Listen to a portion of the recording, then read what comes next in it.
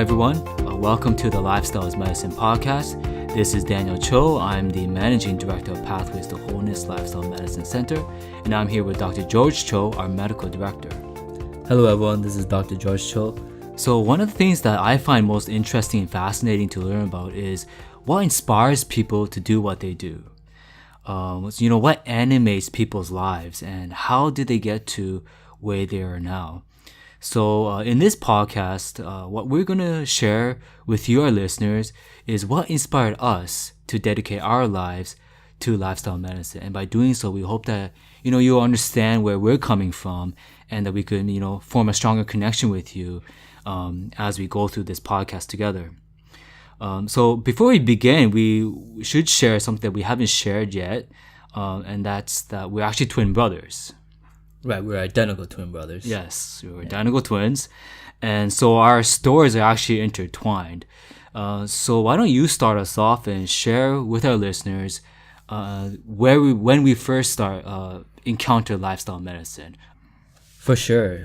It really came at a very young age. I think we were about 8 years old at the time. And our mother was really sick with some gastrointestinal issues. I'm not sure exactly what issues, but some digestive concerns, and she was not doing well at all. Mm-hmm. But she encountered some Seventh-day Adventists who shared with her some of the basic principles of lifestyle medicine, such as eating more plant-based, eating more whole foods, like switching white rice to brown rice, having regular meal times, and even some natural remedies. Before we go on, who are Seventh-day Adventists? Maybe just quickly for the listeners who might not know. Right. Seventh-day Adventists are a religious Christian group who really emphasize being healthy.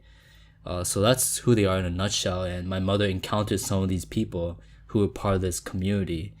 And in any case, my mother started to follow some of the things that she learned from them. She started to eat more plant-based. She changed her lifestyle. She got better. And so really, it was through the influence of Seventh-day Adventists at an early age that we then, through our mother, got exposed to some of the very basic principles of lifestyle medicine. Yeah, I mean, the Seventh-day Adventists, they didn't give her another pill or anything like that. They told her to change certain lifestyle things, and she got better. So that was literally lifestyle medicine. Right, exactly, yeah. It was all diet, eating more regularly, drinking more water, just basic things like that, eating more healthy, some basic principles. Right, and she got better. Yeah, and Seventh-day Adventists also they promote more natural methods of healing. Right. Lifestyle focus. So she was introduced to things like charcoal and just other things like that. Right, and then it started to rub off on us, didn't it?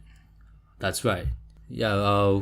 We at first I think we had a hard time. I remember myself not being too happy with some of the changes that mom was making. Mm-hmm. She wouldn't buy us pizza anymore. I remember that. Yeah. We used to have a lot of chocolate bars and chips and things. Because our parents owned a convenience store. That's right. Yeah. So it was pretty much endless supply, on-demand supply. But my mom was really got a little bit stricter on those things. So I remember not being too happy at first. Mm-hmm. But then it was in high school that we started to kind of study for ourselves and just read books and things like that. And we start to learn that, these things actually make a lot of sense. Mm-hmm. And we start to, for ourselves, transition towards a more healthier, whole foods, plant-based diet. So it was a decision that we made. Mm-hmm. But of course, our mom had a very big part in that because at home, she was implementing lots of these principles. And since she was a cook, we ate what she made. Right. And if I could jump in here, I remember, we studied brown rice, and she would make these really healthy juices where she'd put all these greens in. Right. And they weren't that tasty, but we were obedient kids, generally speaking, so we kind of had them. And remember those in the morning, as soon as we woke up, those tall glasses of water waiting for us. Yeah, that's right. We had to drink water. Right.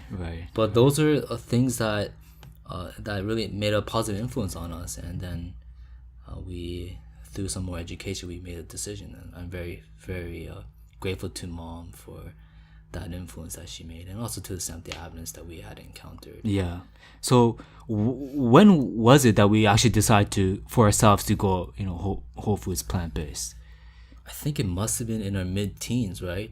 15 years old, 15, 16, 16, I think. something like that. Grade Yeah. 11-ish. Yeah, I remember that's when we really changed to I think almost a vegan diet. I think Right. at that point Right, it was pretty much a vegan diet. Right. We chose for ourselves. Oh, that's at this right. time. Before we ate mostly sort of vegan, vegetarian at home. But when we went out to restaurants, we'd always eat meat and Oh, so it was poutines and Big Macs and right. chicken burgers That's and right. KFC, and when we go to Korean restaurants, we have kalbi and shrimp tempura. And, for those listeners who might not know, kalbi is the Koreans' barbecue steak or something. right, yeah. Very popular. But when we were around 16, I would say we chose for ourselves That's to right. kind of go on a healthier diet. So I think that was one of the biggest sort of healthy lifestyle decisions we made for ourselves. But and I want our listeners to know that our mom, she didn't force us, right? She just Yeah. she cooked for us, but she never never made a big deal out of it, right? So I Yeah. think I'm very grateful to mom for that. Yeah. It wasn't some burdensome thing that she tried to enforce on us, right? We had the choice to eat meat when we went out of the house and things like that, but. Yeah. We that influence was there, and then we ultimately decided, and I think that was a good thing. Yeah. Would you say it was a hard transition? I don't remember it being particularly hard. I mean, we were eating vegetarian, vegan at home, Yeah. right? But I remember it was a transition though. So I remember giving up like pork and shrimp and stuff first, then Yeah. slowly going towards like the meat and the chicken and things like that. So it wasn't just like one day we just decided to give up everything. Yeah. But it was a transition. Right. Yeah. I think it was the meat first, and then dairy and stuff and eggs came later. Right. Yes. Something like that. Yeah. For sure. What would you say was the hardest thing to give up? Probably poutine. Poutine. I love that thing. Yeah. Poutine and I liked fish as well, like salmon. Yeah. But we decided to go basically whole foods, plant-based, vegan, if you will, around the age of 16. And then shortly after that, we went to university. And, although we're twins, we did have our differences. You were more sort of into exercise, and you were, always Right. into working out. You were always better than me at sports. I was more into nutrition for whatever reason. I'm not so exactly sure why. But so in university, you ended up going to York University to study kinesiology, while I went to the University of Toronto to major in nutritional sciences. So can you share how your university years sort of shaped your interest in lifestyle medicine? Kind of moved you along that path. Yeah. So like you said, had a natural interest in exercising, and both of us, we loved playing baseball. Remember road hockey days, and basketball, soccer, and say that we had a very active childhood and even very active high school. So our love for exercise came early, but I think the most important question is, where do we develop an interest in exercise as medicine? And that really came during my university years. And I went to York University, and for our listeners, York University is a university here in Toronto, Canada, and that's where I did my undergraduate studies, and I studied kinesiology. And just during my studies there, that my eyes were really opened, because my professors weren't talking about how fun exercise was. They were emphasizing how important it was for health. That exercise was very important for preventing and treating medical conditions like diabetes, osteoporosis, heart disease, asthma, etc. So that they emphasized that exercise was medicine. So that's really where I transitioned from just exercise is fun, right? And exercise is just about being fit, to wow, exercise can actually be used as a therapeutic approach, right? As a medicine, right? So that's where the transition came, and that really stuck with me during my years at York. Can you mention some of the researchers that you heard about? Wasn't there what's the name, Stephen Blair, or Stephen Blair? That's some right. researchers that were studied how exercise can actually help treat. Right. So like Stephen Blair, and also the professor Ayman Lee from Harvard. Okay, yeah. They done studies. We also touched on Dr. Paffenberger, who was one of the very first individuals to study physical activity and its impact on heart disease and things like that. Yeah. Dr. Morse, way back in London, where he did the studies on the bus drivers and compare the conductors with the drivers and see who had less heart disease and things like that. So yeah, they talk a lot about the science of exercise medicine, and to me it was very compelling that exercise was definitely something that more people need to do, and that it was a medicine. It wasn't just some fun activity that we do. Yeah, fascinating. For me, I went to U of T, the University of Toronto, to study nutritional sciences, and I think it was after my second year, I had the opportunity during the summer to volunteer in the lab of Dr. David Jenkins. And for those who are familiar with nutrition, you may The glycemic index, right? yes, right. You may be familiar with the name of Dr. David Jenkins. He's the sort of the inventor of the glycemic index, or discoverer, if you want to call it that. And he's a Canada research chair, and I think he's now a university professor. And I think he actually was awarded the Order of Canada for his work. He's one of the biggest names in nutritional sciences. So I had the privilege of working in his lab, and as part of the lab, we were doing studies on something called the portfolio diet, and this is basically a vegan diet comprised of, I think it was some nuts, soy protein, whole grains, and I think it's fruits, vegetables.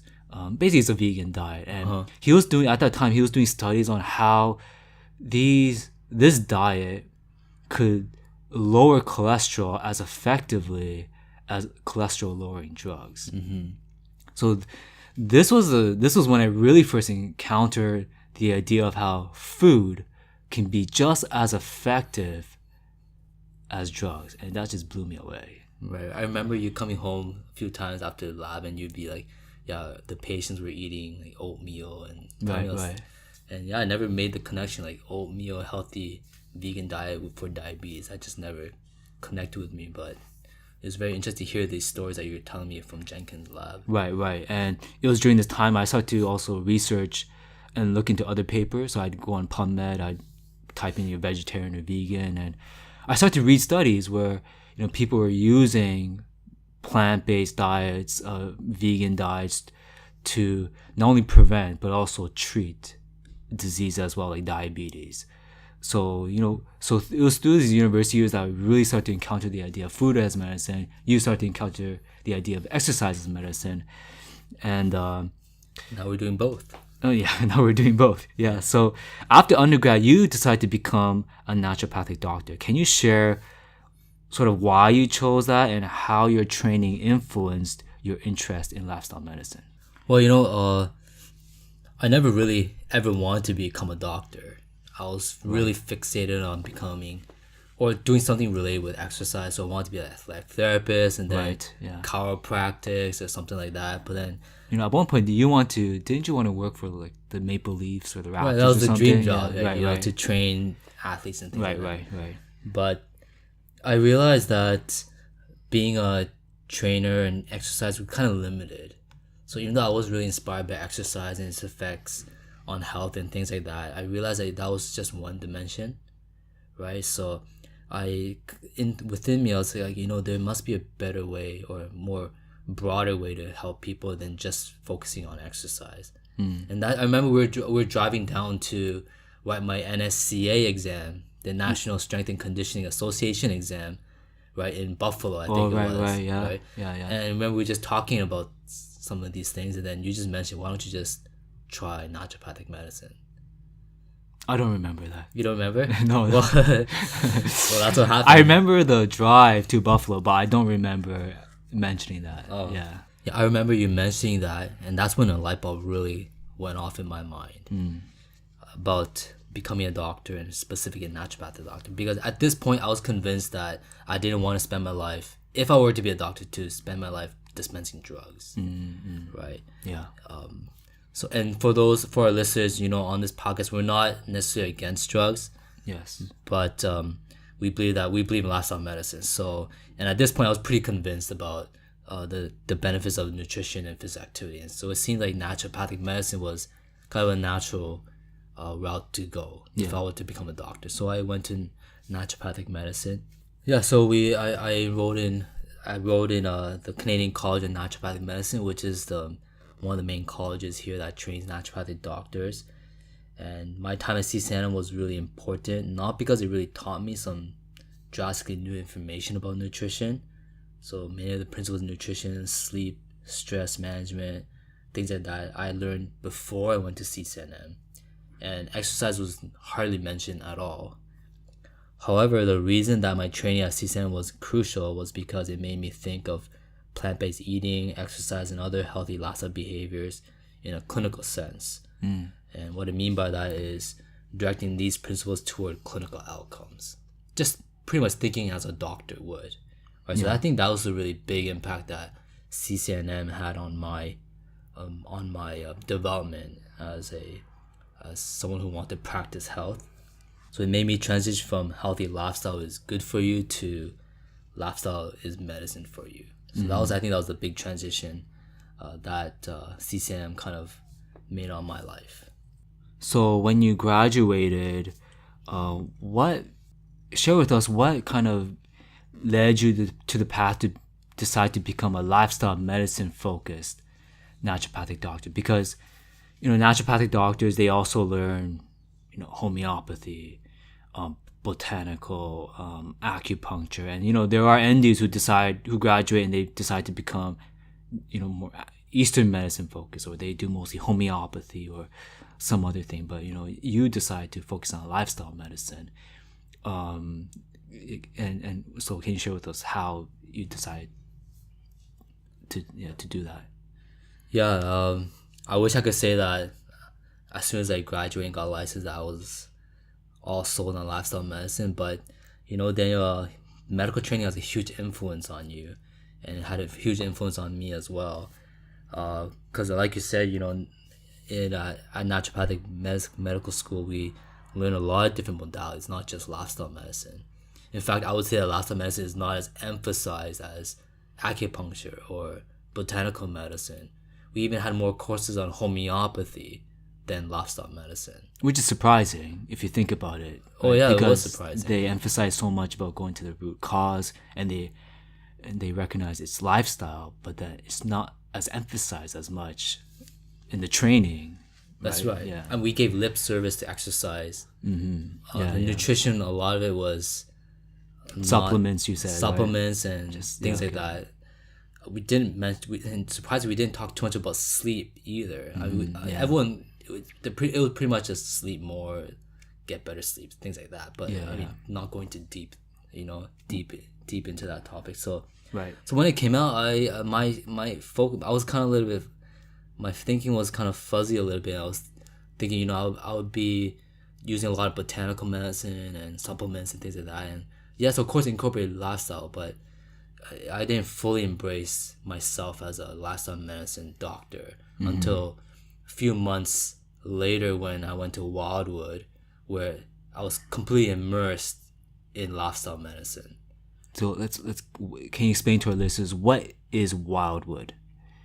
Yeah, so for our listeners, Wildwood is a lifestyle center located in Georgia and near Chattanooga, Tennessee, on the border with Georgia.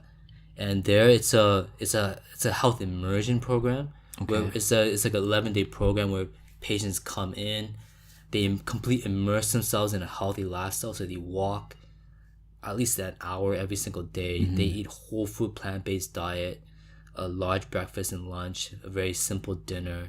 They get lectures on health. They go to bed on time. They're out in nature, breathing fresh air. It's just they're immersing themselves completely in a healthy lifestyle for 11 days, 21 days. And I went there just kind of as an intern type of thing. And that it made me change my thinking. And now it's interesting because at Wildwood, they also practice herbal medicine and hydrotherapy. But the big emphasis was lifestyle medicine. Yeah.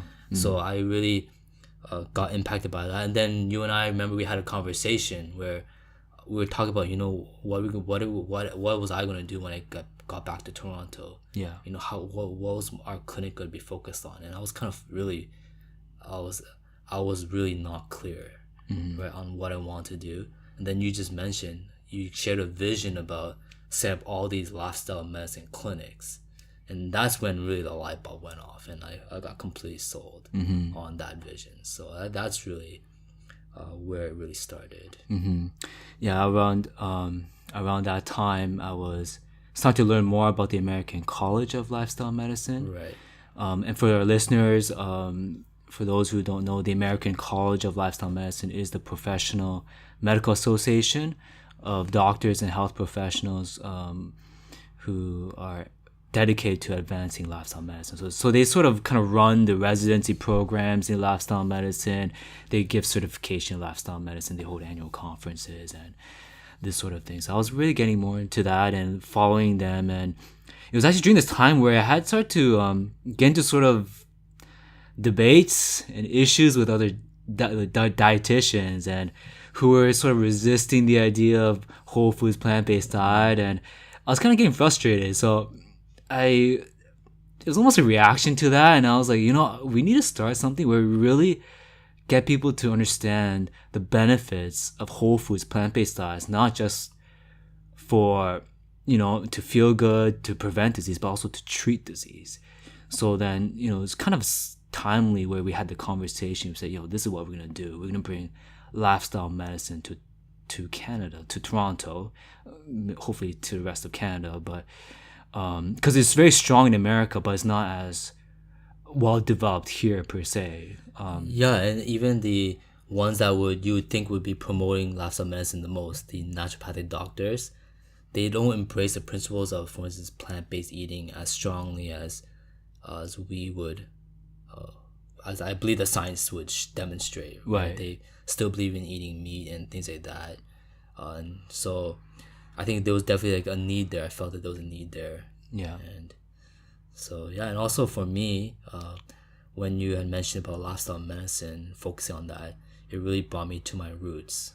You remember, back to mom, what really impacted us about health and nutrition and exercise. Right. And that was lifestyle. Right. So I felt like I was going back to my roots, to my foundation. So that's what really appealed to me. That was part of the picture as well. Yeah. So let's talk about some of the people who really inspired us to get into lifestyle medicine. Yeah, I mean, there's many, but I think a few stand out. Some doctors that really inspired me and still inspire me, and you as well, is Dr. Neil Barnard. He's the founder of the Physicians Committee for Responsible Medicine. Yeah. PCRM. Yeah. They have an excellent website, and he's featured on a lot of documentaries. And he's definitely someone that's really inspired me personally. Dr. Caldwell Esselstyn and T. Colin Campbell. They are huge. I just recently read a few papers from Dr. Campbell where he talks about nutrition and cancer, and I was absolutely blown away by that material. But anyways, they're the ones that featured in the documentary Forks Over Knives. And reading that, I mean, watching that documentary really impacted me. So those are a few doctors. Maybe Dr. Joel Furman as well. Joel Furman, okay. He's really big, and I like some of Mark Hyman stuff. I don't fully agree with everything that Mark Hyman kind of talks about, but I think his general philosophy, I really, really was impacted by some of that too. So he's into functional medicine. Medicine. He really believes in lifestyle medicine. He really believes in treating the cause through lifestyle medicine, changing your diet, exercising, stress management, things like that. So really, he impacted me as well. And Dr. Neil Barnard, his big thing is diabetes. Yes. Okay? And he's the one who did the studies of plant-based diets to reverse diabetes and showing that they're almost as effective as glucose lowering drugs. Right. Yeah. For myself, I remember there's a doctor named Dr. John Kelly, and he runs one of these sort of lifestyle centers like Wildwood. And I remember I was in the States, in Maryland, for an event, and he was speaking there, and he talked about epigenetics. He was the opening speaker, and he talked about epigenetics. And epigenetics, for those our listeners who may not be familiar with that, is basically how external environmental factors like nutrition changes our gene expression. And so basically by what we eat and our stress, you can turn genes on and off. And basically a healthy lifestyle turns, in a very simplistic way, I'm going to put it very simplistically, but turns good genes on. Yeah. And even if you have bad genes, it helps kind of suppress the expression of bad genes. Right, So right. basically it shows, that's like sort of the genetic or basis, molecular basis of how lifestyle medicine Right. improves our health. Right, right. And that was probably one of the first times I heard about the lifestyle medicine that way, and it really had left an impact on me. Yeah. And there was also another doctor, his name is Dr. Neil Nedley, and he's an internal medicine doctor, and his big thing is depression, and he speaks a lot about how lifestyle can help treat depression. Reverse depression too. Yeah. So he had a book called Depression: The Way Out. I read through that book. That's an excellent book. And when you hear about depression, people don't really talk about curing it. It's just kind of you're on drugs for life. You're on drugs for life, right? That's Yeah. the verdict. Yeah. So it's so hopeless. But he's finding that through his program, it's like an 8-week program that you can run, and that people get better through lifestyle. Right.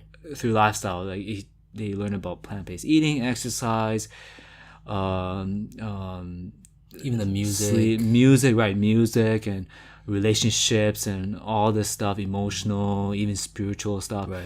And people get better. So those two doctors, in addition to Dr. Barnard, Esselstyn, and Colin Campbell, really had a big impact on me. Now, what would you say are some books that were influential in your journey to lifestyle medicine? Before I answer that question, I think there's one other doctor I miss is Dr. Michael Greger. Okay. Now he's kind of new on the scene, at least from my perspective. Yeah, right. We've kind of encountered him later, but he continues to inspire us. His work with nutrition facts, Right. Nutritionfacts.org. nutritionfacts.org. He has videos and articles and stuff, and he really talks about the benefits of lifestyle change, whole foods, plant-based eating, and he's really huge. He continues to be a huge influence. Well, some books that have really inspired me and that have really molded my thinking are books like Neil Barnard's Program for Reversing Diabetes. Yeah. Is a good one. Yeah. I used that when I was in at CCNM as an intern. I actually used that to treat diabetes patients, and I actually saw reversal of diabetes through implementing some of his advice there. Blue Zones by Dan Buettner was another big one.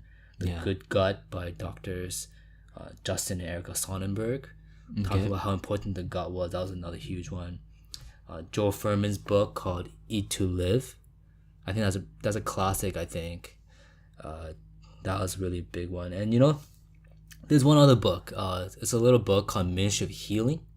Okay. And counsels on diet and foods, and that was written I think over 100 years ago, by a woman named Ellen White, and she has, even though she lived so many years ago, it's fascinating how relevant her writing, her advice was to our day, and how she was so right on lots of the topics of nutrition and whole foods, plant-based eating. She was ahead of the game, and I remember reading her books when we were a teenager, and actually those were the books that really helped us make the decision to transition ourselves into whole foods, plant-based eating. Right.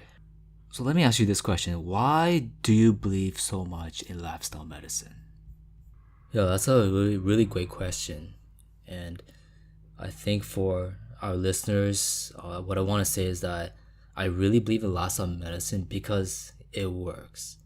And lifestyle medicine inspires me because the results are so inspiring. So lifestyle medicine, it prevents, it treats, it reverses many of our chronic diseases. For example, I had patients coming into clinic who came in thinking that they couldn't reverse their diabetes, that they'd be on their drugs for life. They changed they go on a whole foods plant-based diet, they exercise and do a few other things, and then they see the diabetes reverse. And to me, that's inspiring. Yeah. Right? Amazing, yeah. There was another patient at Wildwood, and I remember she came in with a whole bag full of medications. How big was the bag?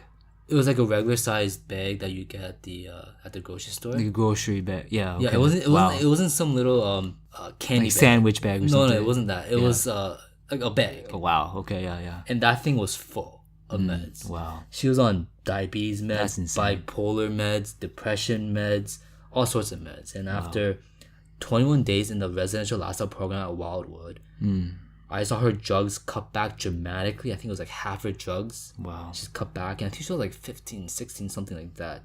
16 drugs. She lost weight. Her mood improved greatly. It was absolutely amazing to see how much better she was feeling after just 21 days of being immersed in a healthy lifestyle. 21 days. Wow. Right? Before this, she was years suffering Yeah. with all these mental health issues and diabetes and things like that. You know, the last one is I remember another patient who came into the center at Wildwood. He came in on a wheelchair. And he had been recovering from a certain cancer that he had. He was very weak, very discouraged. And at the end of 21 days of following a plant-based diet, sleeping early, spending time in nature, getting regular hydrotherapy and things like that, he was walking over 10,000 steps per day, very happy. And you know what was the best part? This man, by profession, he's a professional piano player. But for months before he came in, he wasn't able to play piano because he was just so weak, so discouraged. Yeah. At the end of 21 days, for the final night, for the we have like the graduation thing for all the guests. Sort of like a celebration. It's like a celebration. Okay, right? yeah. They shared testimonies and stuff like that. On the final day, this man went on the piano and started playing piano for all the guests and all the workers. Wow. It was amazing. He was obviously he was an awesome piano player. That's what he does as a professional. Right. But it was amazing that for months before he couldn't play, and after only 21 days with us, he started to play. And that to me, that was really inspiring. That must have been really moving. Oh, very moving. Yeah. Yeah, very extremely moving, you know. I mean, just us, the workers, we just saw him transform. Right? He was on a wheelchair, so weak, and then he was walking outside, going up and down hills and stuff like that. Wow. Then he was playing piano, right?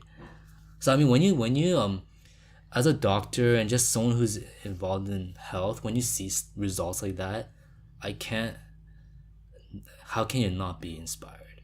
How can you not believe in what lifestyle medicine can do when you see results like this, right? So results like this keep on motivating us here at Pathways to Wholeness to keep on promoting lifestyle medicine, focusing and educating people on lifestyle medicine. So Yeah, I mean, for this piano player, I can't imagine you can't do what you're passionate about. And then to see lifestyle medicine transform a person and give that passion back to that person, that's just incredible. I mean, I can't, just by sharing what I'm sharing now, I can't capture how grateful he was.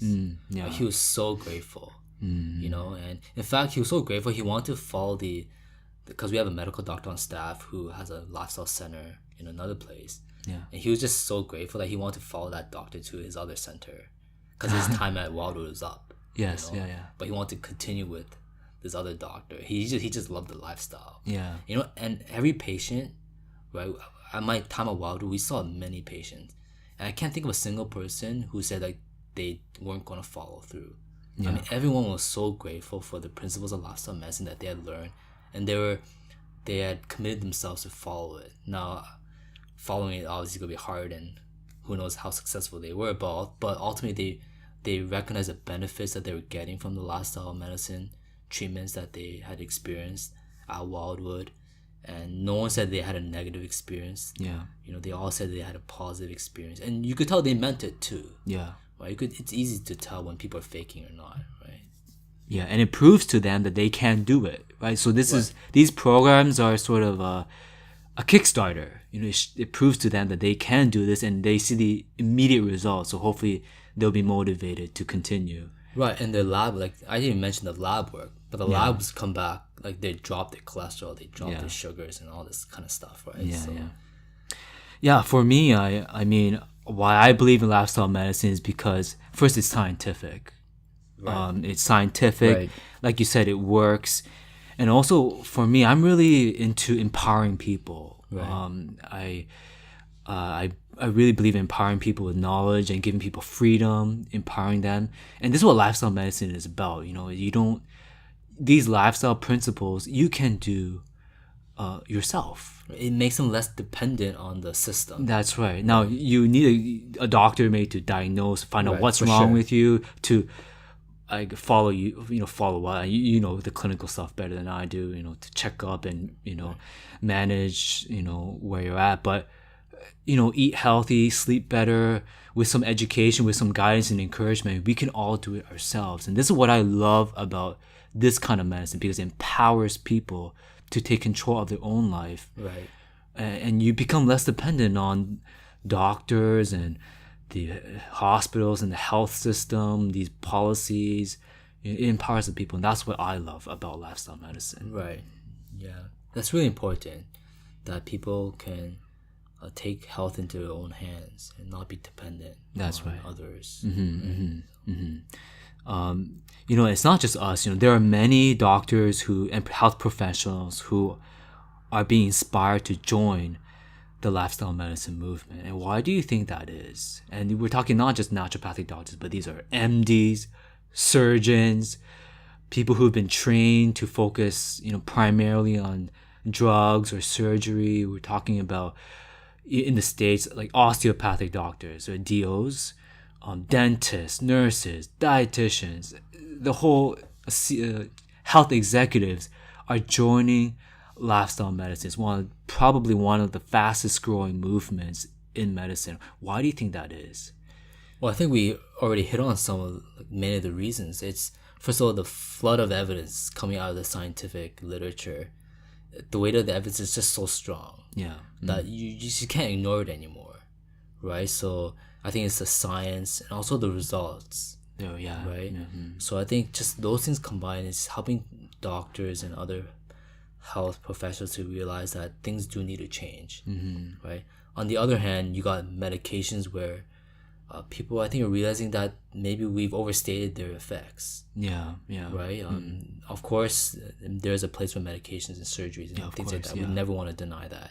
Yeah. But I think people are realizing maybe we've overstated how effective these things really are, and become too dependent on them. Maybe. Yeah, and we've realized that we made people too dependent on them. And in fact, lots of times we tell people to take these things for life, and I think any reasonable doctor would recognize that that's really, there's got to be something better than this, right? And so I think that's why people are turning to lifestyle medicine.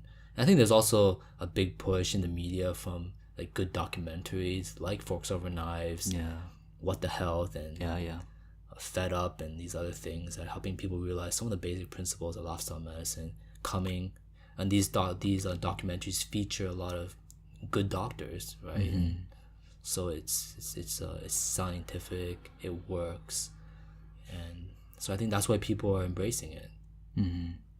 Well, so there you have it. So we've shared with you why we've dedicated our lives to lifestyle medicine, and why we're doing this podcast. We want to share with you what we've learned, share with you our passion, and really empower you with the knowledge and practical tips you need to really experience the best life possible. So we want to hear from you. How about you? Share with us how you encounter lifestyle medicine, and if you're a health professional, why you've chosen to practice lifestyle medicine, what inspires you. So please leave us a comment. We'd love to hear your story as well. Please also leave us a review and share this podcast with friends and family who you think might also be inspired with what lifestyle medicine is doing in the lives of so many people. So you've been listening to the Lifestyle is Medicine podcast. Thank you for tuning in. See you next time.